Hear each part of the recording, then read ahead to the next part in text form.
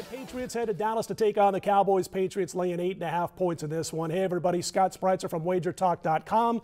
The one and only Jim Feist of JimFeist.com joining me up here today, and we got a few videos that we're going to have Jim stick around for with us. But we want to talk about, Jim, a little bit about the Pats and the Cowboys first. And, Jim, the NFL spends all this time, all this money, all this bad publicity to do everything they can to make Tom Brady and the New England Patriots look bad. It fails. They get a bunch of bad publicity. And here are the Patriots playing with this correct PSI football, and Tom Brady's falling apart. His team's only 4-0. He's having a career year. And, you know, and I think he's on a mission, too, because they try to screw him over. Now, granted, the Deflategate and all that stuff, something happened, and I guess the Colts, turned him in on that.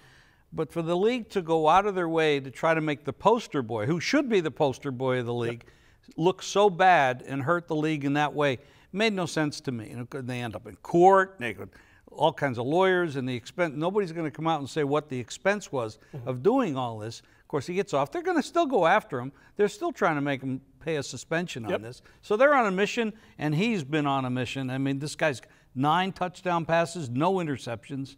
Bill Belichick and Tom Brady, that's a great team. I kept saying when all this was going on, doing radio all over the place, that I just hope – I'm not a fan of any one team in the league. When I was growing up, I was a Vikings fan, but that was back before I got into trying to beat the Is that Bud Grant? Is that what that Bud Grant, Fran Tarkenton, right, you got it. Right. But I was sitting there thinking, part of me is rooting for the Patriots because I can't wait to see Super Bowl 50, the golden anniversary, Roger Goodell – playing up the NFL and the fact that it's 50 years now of Super Bowls, and then you look over your shoulder if you're Roger Goodell, and guess who's on one of those sidelines? The New England Patriots. Question is, he didn't show up for the one game against Pittsburgh. If the Patriots make it to the Super Bowl, will he show up? He's got to be there. He's got to be there. The thing is about this team, and even again this year, and we see it under Belichick, and since Brady's been in control behind center, the peripheral players are always new, it seems like, with this team. They've got new offensive linemen, but it's the same old, same old. They're always in the running for a Super Bowl contending type of season. He comes up with guys from nowhere. Nobody knows who they are. They're off their 7th, 8th, 10th in the draft line, or even undrafted, and they turn them into superstars a week, a month, whatever it is, and he gets the most out of them. And their system, their staff, their coaching, and their intelligence of what they do, and they do it well, is better than anybody else in the league. The Dallas Cowboys, your thoughts on them thus far? Of course, they lose Tony Romo, and they're looking like gangbusters until he gets that injury. Brandon Whedon takes over behind center.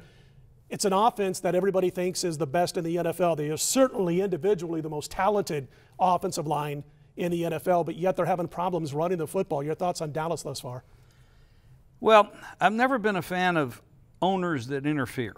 Now, Jerry Jones is one of those guys, Dan Snyder, all the, you have those.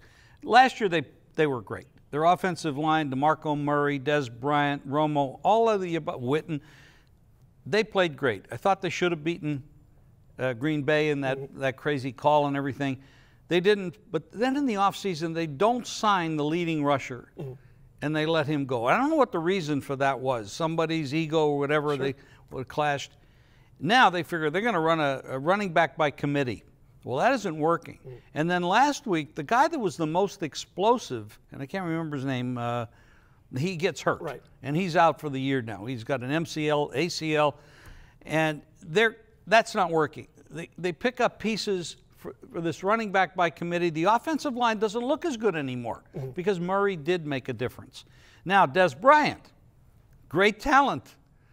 He's not there anymore. He's gone. Now, Romo, it's a bad luck situation here. Romo gets the collarbone. He's out. And they bring in Witten. Now, I'm not down on Witten. Witten has a lot of talent. Ex-Yankee farm system. Sure. This guy's a talented guy, Oklahoma State. He's got a great passing motion. He can throw the ball deep. But he's not Tony Romo. Yep. And the offensive line isn't what everybody thought they were going to be. Now, last week, it was telling. I had Dallas in that game. I had 3.5 and I have pretty big ticket on it. And, of course, they lose that thing in overtime after the blown field goal, which was epidemic last weekend in the league. So that was very costly. So why would I like New England this week as opposed to liking Dallas last week? And now they're a home dog, 8, maybe it'll end up 10. I laid 7.5 in the game. I'm happy with the bet. Why am I on them? Well, first of all, you have a rested team in New England. Brady, Belichick, I spoke about that. All the weapons, Gronkowski, the best tight end in the business.